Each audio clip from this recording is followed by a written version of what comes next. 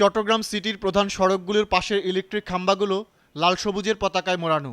প্রাকৃতিক সৌন্দর্যের লীলাভূমি খ্যাত চট্টগ্রামের সৌন্দর্য মিশে গেছে বিশ্বকাপকে কেন্দ্র করে রাঙিয়ে তোলা সৌন্দর্যের সঙ্গে।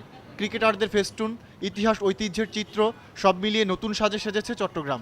সরকারি উদ্যোগের পাশাপাশি ব্যক্তি উদ্যোগে চলছে সাজানোর কাজ। চট্টগ্রামকে খুব একটা সুন্দর নগর হিসেবে পরিণত করতে চাই, যার কারণে আমরা আমাদের প্রত্যেকটা দোকান সুন্দরভাবে সাজিয়ে গুছিয়ে সবাই একসাথে গড়ে তুলতে চাই।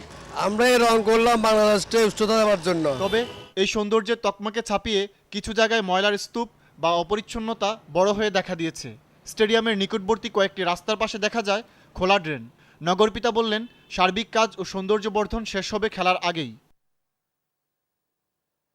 আমাদের রুটিন ওয়ার্ক যেগুলো এগুলো আমরা করে যাচ্ছি এবং আমাদের স্পেশাল একটা টিম আছে। খেলাকে কেন্দ্র করে আমাদের সার্বক্ষণিক নজরদারি চলছে।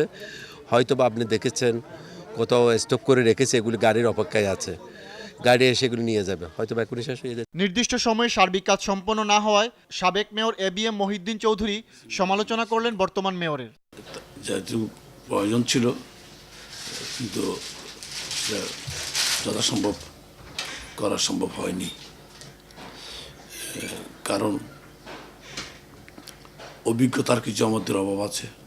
সরকারি উদ্যোগের পাশাপাশি ব্যক্তি উদ্যোগে যেভাবে চট্টগ্রামকে সাজিয়ে তোলা হচ্ছে তাতে বিশ্বকাপের রং যে সবার মাঝে লেগেছে তা বলাই যায়। প্রাকৃতিক সৌন্দর্যের লীলাভূমি চট্টগ্রাম।